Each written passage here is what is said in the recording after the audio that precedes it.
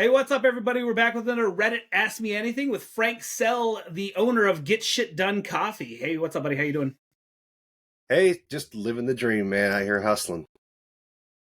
So you are like one of those guys that like came out of nowhere. I hadn't heard of your company, and then all of a sudden Eddie Alvarez is posting about you. Mike and Mish are posting about you. You know, so many of these fighters now, like everybody's drinking Get Shit Done Coffee. So how did you get into the BKFC?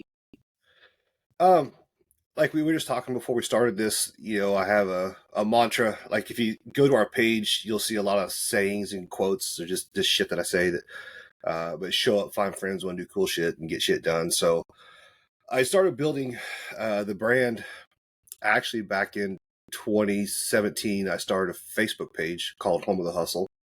Okay, Um, because so this is like a really long expanded story of sure. answering your question. So I've been self-employed 21 years now. And the last job that I had, I started when I was 18 years old.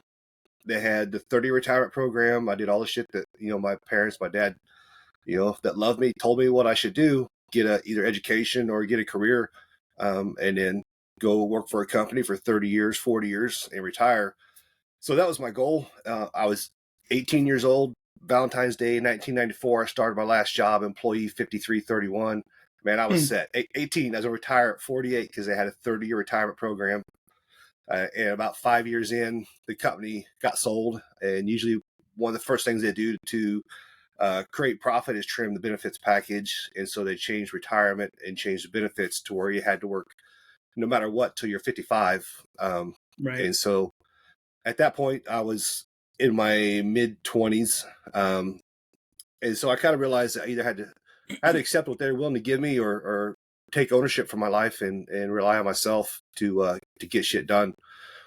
And so I knew some guys that fixed hail damage on cars. I live in central Kansas, so we have thunderstorms all the time, hail damage and stuff. And so I knew some guys that did that. I approached them up about training. It didn't work out at the time, but they told me where I could buy a videotape. So this is kind of aging myself, a VHS tape, and a little booklet on how to fix hail damage on cars. So I looked at it like, my hands are really smart. I'm not afraid to work hard. I've already shown that. I've been a welder at this time, 7 or 8 years already. So I'm not afraid to work hard, the hot and sweat, heat, all that stuff. And so I bought this videotape, and I would take time to teach myself. And it probably took me a year before I finally, gained the confidence to strike out. In March of 2003, I volunteered for a layoff with no other business training or additional training other than the knowledge that I could fix a dent on a car and Okay. that I would not quit. So I literally opened the volunteered for layoff, opened the yellow pages, looked for body shops, car dealerships, and just started hustling and beating the streets until I built up a book of business that's served my family really well. But as I've matured through life, I realized that I should have paid more attention and done more investing, and defined how I wanted my life to look a little more. And so that's where I started Home of the Hustle Facebook page, because I knew that starting an online business or a brand is kind of the way to go. And so there was a lot of shit that I don't know. And so with the podcast like we're doing here and stuff, it's a great way to gain knowledge for myself. It's a great way to build a network. So at the time in 2017 on Facebook, Facebook live videos were really popular. So I started Home of the Hustle Facebook page. I had a couple buddies that we all kind of had the same purpose, networking and growing ourselves. So 3, 4, 5 nights a week, we would do live videos, and we would interview people about different subjects. So I would be really intentional on learning about e-commerce, selling stuff online, branding, marketing, advertising. So I'm kind of one aspect, I'm building this network of experts that know how to do this stuff. And then the other side, I'm learning myself. And then, a third aspect is that there's an audience that's getting to learn along with me. So I was Sure. building a community. Didn't have anything to sell them at the time until I think it was 2019. I well, actually, I'll start off. 2017, I started a beard brand, and with that beard brand, I had one of my beard oils was called Get Shit Done, Okay. and so I met some guys. It was called Get Shit Done because I leveraged the marketing aspect of essential oils in beard oil. So the beard oil actually helps you focus and wake you up, stuff like that. That's why it was called Get Shit Done.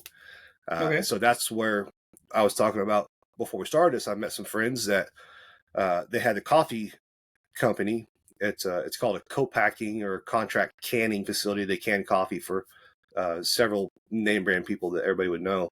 I met them at a local networking event, and they liked the beard oil. I like coffee, so I was buying beard oil from them. They were buying, or I was buying coffee from them. They were buying beard oil from me. Right. Uh, it's just kind of a general friendship. And then I'll see. I had my Get Shit Done coffee, and I had some coffee that I had ordered from them, sitting on my desk. And with my beard oil to Get Shit Done, I used to give away stickers with that particular beard oil. Okay. So the stickers that I would give away, I stuck it on a bag of coffee like this one day and posted it on Facebook.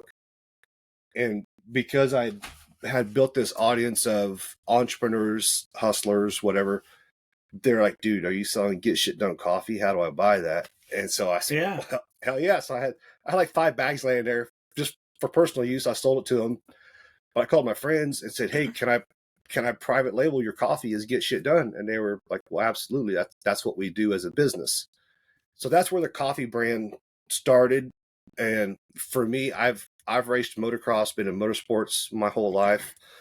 And so we started building the coffee brand in the motocross kind of niche, because that's what I know. I know how to speak it and how to communicate. So we started building the brand on Instagram and Facebook, and leveraging, motocross and professional athletes and amateurs there. And one thing that I noticed though is that there is there's a ceiling with that sport, and that is the manufacturers.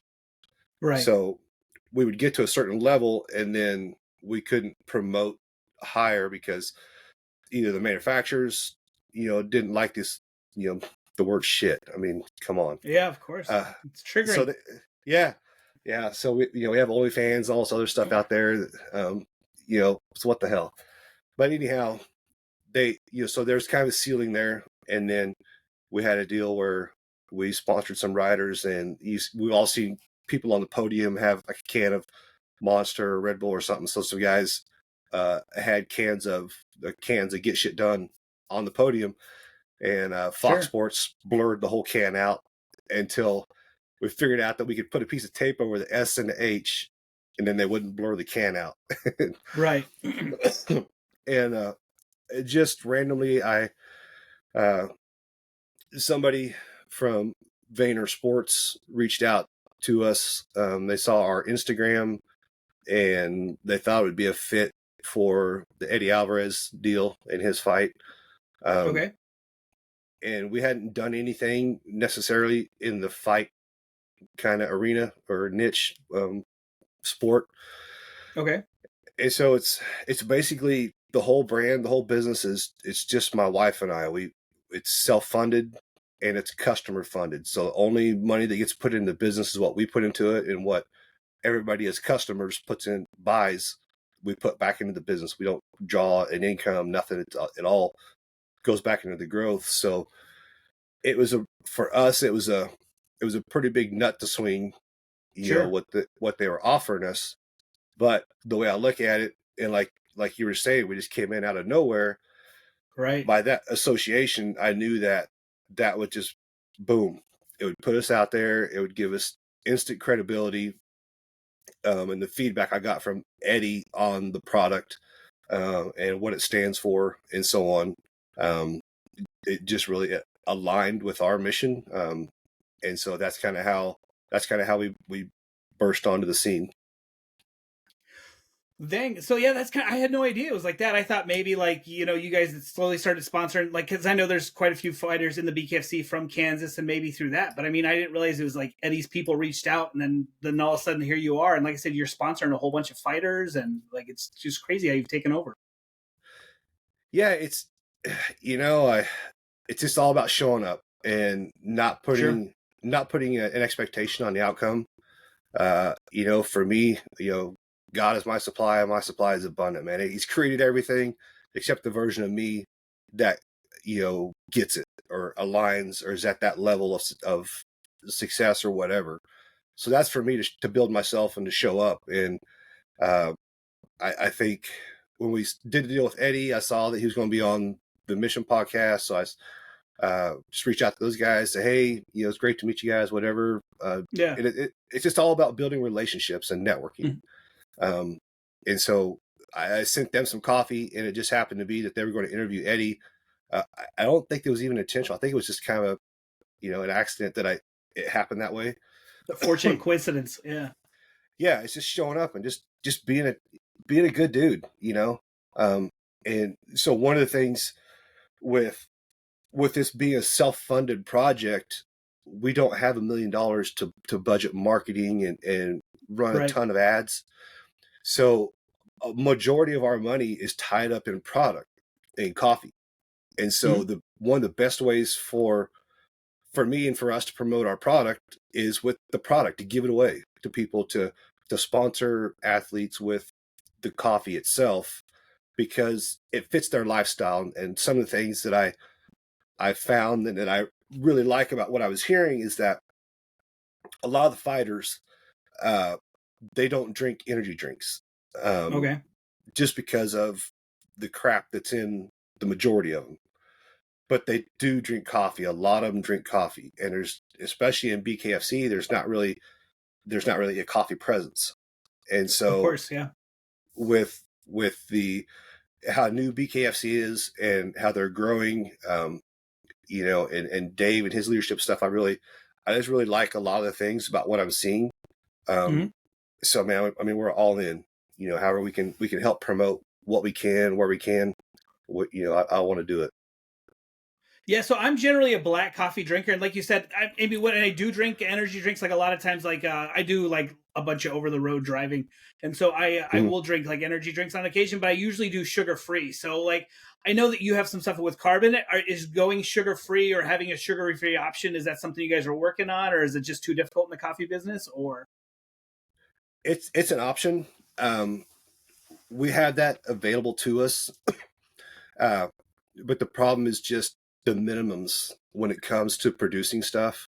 So like I'm okay, getting ready to do another 1,000 gallon run of coffee, uh, and that's going to cost me probably close to 25 grand, and okay, it's going to cost extra because we're such a small brand that some of the minimums that I have to purchase ingredients from suppliers, okay, I have to buy 4 times what I need just to get sure, the ingredient. I can't buy the 10 pounds of whatever flavoring that I need because their minimum is 50. So I got 50 right, pounds. And so now that's also, I look at that as a good obstacle to have, because the next question I ask them is, well, what's the shelf life of that ingredient? 12 sure, months. So we use the ingredient this time. I have 12 months to sell everything we have, so it's just a target for me to try and yeah. sell that so that I can use that ingredient within the next 12, as much as I can within the next 12 months. Um, so there's just all kinds of things to the process. So I was looking through your like I always like try to like reach out to somebody or like look through. So the only thing that I noticed with you, like you said, you love motocross, like it's tons of motocross. It's tons of pictures of your wife and your dogs, and then your beard. You went from having no beard to like this monster beard now. So like what like made you decide to go the route of like the caveman, the Viking beard? Like what drove you to the beard life? Um, I had never let my beard grow out fully, and so Okay, this is about time we saw all the skinny pant dudes with flannel shirts and stuff growing their beards out. And right, uh, at the time, my partner, I told her I wanted to grow a beard. and was looking at buying some beard oil, and she was really holistic and so on. So she said she wanted to make it for me rather than me go out and buy something. Cool. And the first night that I used it, I slept really good, and that's what happened. So to kind of back up just a little bit, one of the Mhm. things, one of the investments I do is if I have an idea, I will go to GoDaddy and see if that name is available and buy Okay. it. So I already owned a domain, babybeardclub.com, because I was like, what's the opposite of everything out there? It's all machismo bullshit. If you have a Right. beard, you're a man. Well, that's a load of shit. So, you know, uh, so what's the total opposite of that? Well, everybody has a baby beard or they struggle with a beard. So I had this domain, and because of Home of the Hustle, I already had a network of people that could build a website and stuff. And so it was really cool because when I decided to do that, I reached out to a guy. So we've all heard of Onnit, Joe Rogan, Yeah. his company. So the very first employee that they hired, Eddie, he was a graphics guy, and he had just left Onnit because they'd got too corporate for him. Uh, Okay. and I had just started Baby Beard Club, and I hired him to do a bunch of the design, the product, design the labels and stuff. Uh, so that was just really cool timing how all that came into play. So what I noticed was with anything like coffee or beard oil or pants, whatever it is, there's just spins on marketing, promoting different aspects of the thing. So like I said before, I noticed that any natural beard oil used essential oils to create an aroma, but everybody marketed to people's ego of I want to smell like a whiskey barrel or tobacco or whatever. Right. They totally missed, grandma knows what's up, the therapeutic effect of essential oils. So Sure. that when she made that oil for me and I slept really good, okay, what else will they do? So we had a nighttime beard oil. I would have guys message me that if they held their infant next to their beard, the kid would like just calm down and go to sleep. And then I had the daytime Okay. beard oil, get shit done. We had a appetite suppressing beard oil, called it Skinny Craig. So we have some fun with it. Uh, so that's kind of where all that got started, where it came from. Okay, so BKFC has had a couple events in Kansas. Have you been able to go to one yet, or do you plan on attending events soon? Or I will attend some soon. We're working right now since we're in Kansas, and like you said, it's kind of odd to me that there's as many talented guys in Kansas that are fighters. So right, Nate at No Quarter reached out here a while back, and so we actually hooked up with Lorenzo Hunt, and we have Isaac Doolittle. Yeah, he's coming up for a right, fight, and I think we have kind of like a fight camp event type thing coming up in February that I'm gonna attend here in Kansas.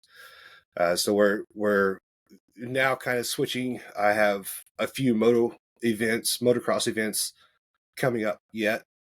So this next fight, I'll actually be in Texas at a race. But beyond that, I'm going to start integrating more fight stuff into my schedule and being more involved in that stuff. okay. Do you? I mean, so have you watched many of the fights yet, or is it still like something you're kind of new to? I watch it just what I see on Instagram Okay, and stuff like that. I have watched just some YouTube stuff, some Instagram stuff. Um, what I do really like about it, it's kind of like, uh, Lorenzo, the Juggernaut. He made a comment or a post about there's a Joe Rogan clip going around where Joe Rogan talks about how badass he is, yeah, and there's the MMA fighter that he fought, um, and lost to, but I like how like Lorenzo kind of explained it, like in the MMA type stuff, you have the option if your stand up skills aren't cutting it, then you can get the guy on the ground. Um, yeah. but with this specific bare knuckle, I mean, there's a lot to me. There's a lot of uh, mindset, and I can't think of the term right now, but there's a lot of thought process going into how to set somebody up and hit them and fight them and so on that I never even thought about. No, I mean, I just did an interview with a dude who became an official sponsor of the UFC, and he was like, "Sell me on BKFC," and I was telling him, I was like, "Look, you know, MMA is like great. Absolutely, there's some great fights. There's a lot of fights that like you're like, why did I just waste 25 minutes of my life watching this? You know what I mean? It's super boring. I was like, you only have a handful of really boring BKFC fights where two guys just don't want to engage. But generally speaking, I mean, they go out there and they just blast each other, and that's what I love about it. I mean, yeah, there's a little bit of game plan, but usually it's like I'm going to just try to be tougher than you and land more shots. And you don't ever have a card that sucks. You, like I said, you might have a fight that sucks, but generally speaking, the whole cards is pretty great.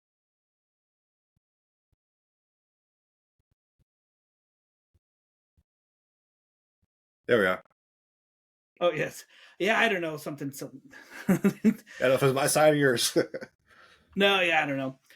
This Starlink, you know, I love being able to live in the middle of the woods, but then like I got the Starlink, but like before I had the Starlink, oh my God, like the satellite internet was awful. But you know, thanks to Elon, I got the Starlink. But somebody in the Ukraine must have needed some internet for a second, so Elon diverted my power. But yeah, anyway, I was just saying, like I said, BKFC is just so much more action packed and stuff than the MMA, and like I feel like you made a good choice by following Eddie and by following some of those other guys into the BKFC. Yeah, we're just really fortunate. You know, it's all about showing up in life, just showing up as your authentic self, and you know, finding people that are doing good things and try to help out. Okay, so if people want to follow you, I'm sure they already know, but it's Home of the Hustle on Instagram, right? Or is it Get Shit Done Coffee? It's Real Home of the Hustle on Instagram. Okay. Some turd has Home of the Hustle parked. They don't even do nothing with it. Okay.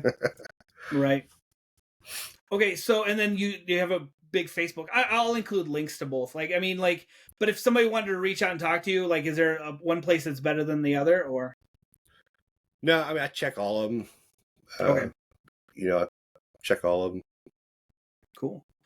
All right. Well, thank you so much for your time. I appreciate it. And like I said, I look forward to seeing you. I'm actually going to the Miami card. It's going to be awesome. So it'll be bummed that you're not there. But yeah, hopefully we can hook up at a future card. That'd be great. Yeah, absolutely. It'll be fun. I look forward to getting out there and meeting everybody. Yeah, you bet. All right. Thanks, sir. My pleasure.